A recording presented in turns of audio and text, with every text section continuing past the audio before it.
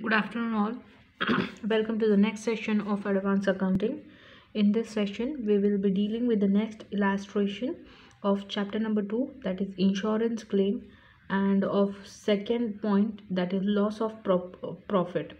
And today we will be dealing with illustration number 3 of that, and page number 3.39 of your textbook.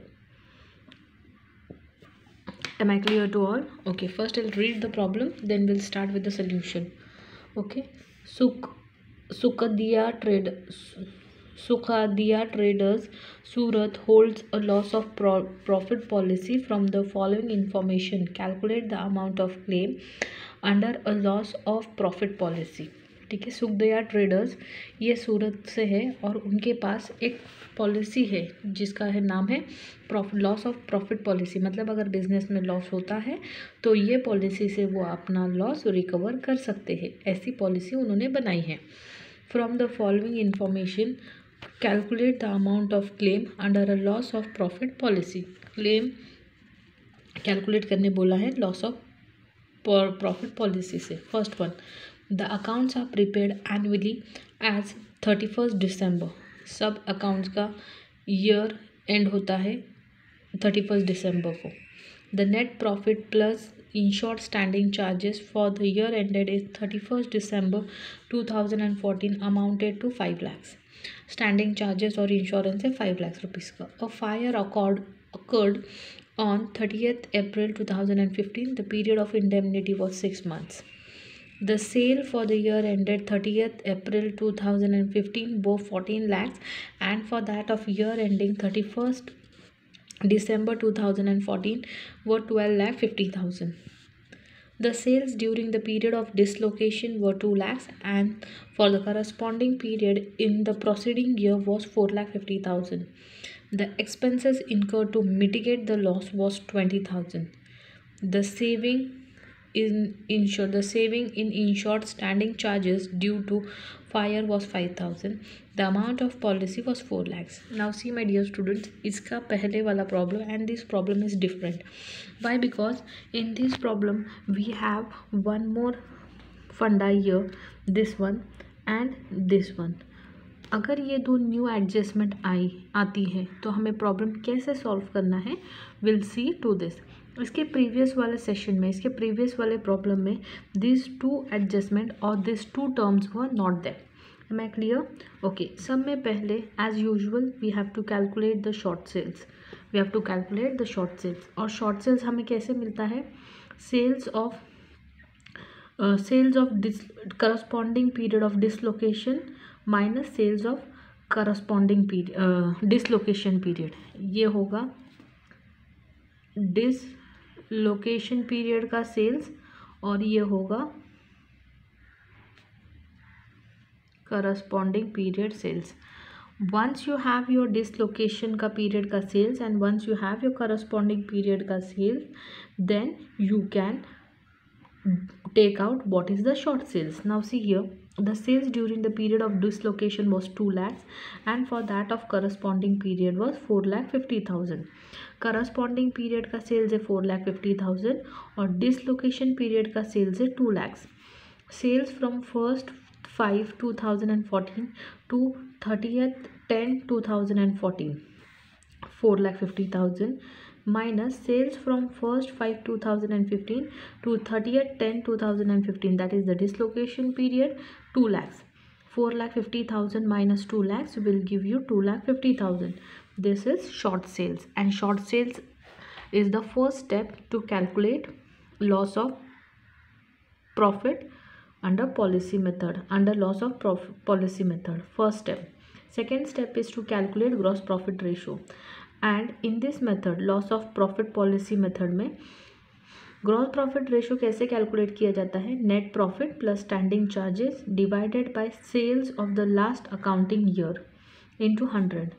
यहाँ पर दिया है, देखो, the net profit plus standing insured standing charges for the year ended is 5 lakhs। तो 5 lakhs plus insured standing charges, ये उसी में adding है, इसलिए 5 lakh हुआ। आगे क्या बताया हमें, sales of the accounting of the last accounting year, हमें लास्ट अकाउंटिंग ईयर का सेल्स चाहिए। तो लास्ट अकाउंटिंग ईयर का sales we will get here, accounting year क्या बताया, the sales for the year ended 31st April 2015 was 14 lakh and for the year ended 31st December 2014 was 12,50,000। देखो हमारा year and हुआ है to every 2015, हमारी fire occurred हुई 2015, तो उसके पहले वाला ईयर होगा 2014। तो हमारा what this say sales of the last accounting year, तो लास्ट अकाउंटिंग ईयर का सेल्स कितना है हमारे पास 1,12,000। तो लास्ट अकाउंटिंग ईयर का सेल्स है 1,12,000, we will write it here. 5 lakhs divided by 12,50,000 into 100, the ratio is 40%। क्या है रेशो, 40% है। Third step, loss of profit on sales. Third step क्या है, अभी हमें लॉस निकालना है on sales. Gross profit into short sales, gross profit कितना है 40%, शॉर्ट सेल्स कितना है 2,50,000। तो 40% ऑफ 2,50,000 कैसे लिखेंगे, 4/100 इंटू 2,50,000, टेक फ्रॉम कैलसी, दैट इज 1 लाख। तो आपका gross profit, loss on profit on sales आया 1 लाख। अभी fourth step is loss of, अभी देखो इसके बाद अगर ये दो एडजस्टमेंट नहीं होते तो मेरा यही स्टेप हो जाता, that is the third step.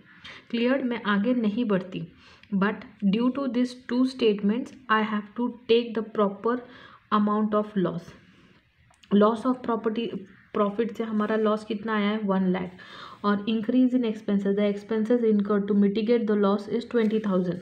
तो आपने क्या किया, इस लॉसेस में और एक्सपेंसेस इनकर्ड किए तो आपका और एक लॉस बढ़ गया, दैट इज 20,000। तो 120,000, 1,20,000 आपका लॉस है, लॉस ऑफ प्रॉफिट। लेकिन आगे क्या बताया है, द सेविंग, क्या कहता है, the saving in short standing charges due to fire amounted 5,000, और आपने उसमें से 5,000 रुपीज़ सेव किए हैं। तो less 5,000, that is 1,25,000 minus 5,000, that is 1,15,000। This is your actual loss of profit to be claimed. ठीक है, now the fourth step, as you have average clause in the policy. अभी अपने पास एवरेज क्लॉज है policy में, हमें कैसे पता चला, इस स्टेटमेंट से, the amount of policy was 4 lakhs। अगर ये स्टेटमेंट नहीं होता तो हमारा प्रॉब्लम यहाँ तक ही फिनिश था, but as we have average clause in the policy my dear students, तो we need to calculate the loss of stock, the loss of profit under profit method,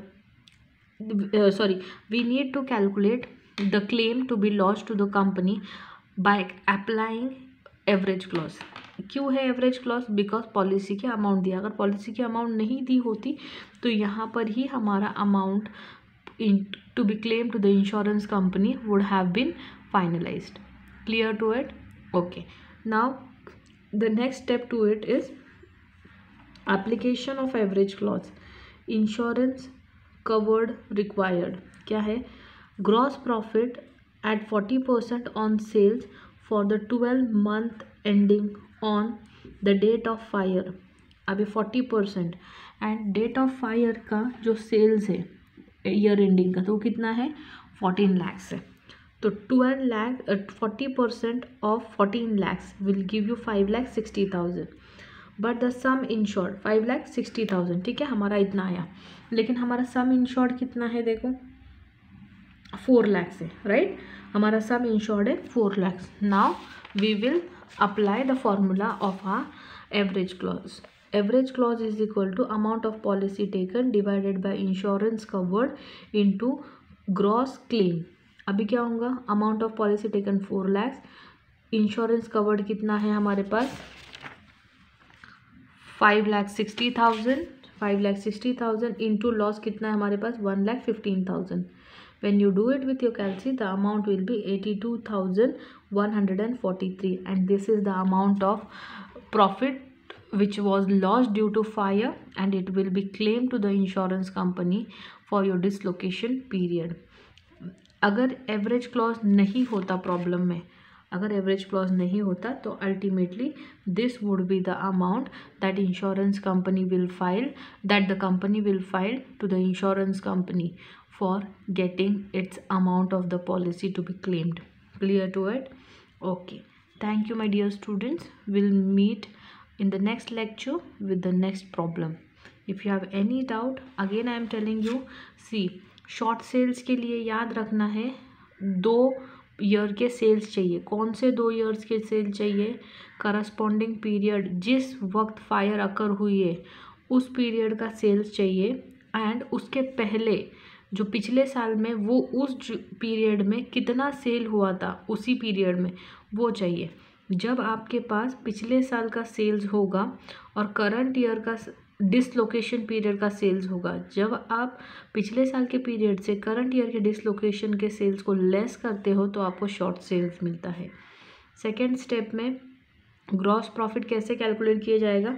profit plus standing charges into sales of the accounting year, last accounting year into 100. याद रखो ये जो net profit plus standing charges कुछ problem में different दिया होता है, but in this problem luckily they have combined and given as 5 lakhs and पिछले ईयर्स का sale is 12,50,000 into 100. When you calculate you will get 40% as your gross profit. Next one is loss of profit on sales. Loss on profit on sales का formula है gross profit into short sales. Gross profit का percentage है 40 और short sales है 2,50,000. When you calculate you will get 1 lakh as the answer. Next loss of profit. अभी ये क्यों हम लोग अप्लाई कर रहे हैं? इधर प्रॉब्लम्स में हमको अप्लीकेशन करना है क्या इसका? नहीं, but in this problem why we are applying? Because this 2 statements are there कि लॉस को बेयर करने के लिए कंपनी ने क्या किया, ट्रेडर्स ने क्या किया, और थोड़े एक्सपेंसेस बेयर किए. अगर और एक्सपेंसेस बेयर किए तो it has to be added. पहले आपका लॉस था 1 lakh और अगर तुमने उसके ऊपर एक्सपेंसेस किए तो वो भी तो आपका टाइमली लॉस है, तो उसमें एडअप किया, दैट इज़ 1,20,000. लेकिन लॉस से बचने के लिए आपने वहाँ पर सेविंग्स भी की थी, मतलब लॉस होते वक्त आपका कुछ सेविंग्स हुआ था, that should be less from your loss, that is 5,000. तो एक्चुअल लॉस है 1,15,000. अगर अमाउंट ऑफ पॉलिसी नहीं दी होती तो यही आपका एक्चुअल अमाउंट है to be launched with the insurance company for loss of profit.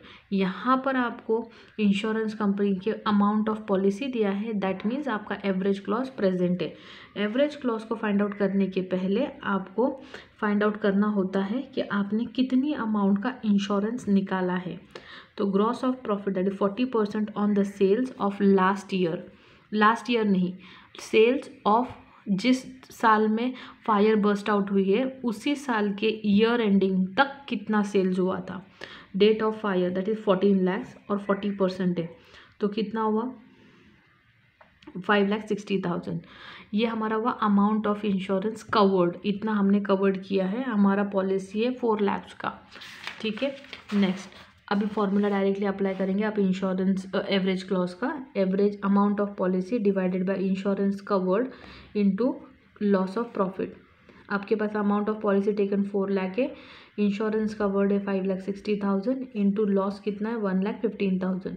Amount जो आएगी वो है 82,143 और ये 82,143 आप इंश्योरेंस कंपनी से क्लेम करोगे for getting your loss. Clear to it?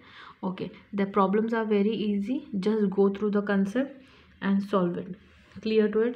If you have any doubt, any queries, do pin me on the email ID provided to you by the college. I will solve your problem there and there itself. Bye bye, see you, we'll meet in the next session of advanced accounting. Thank you.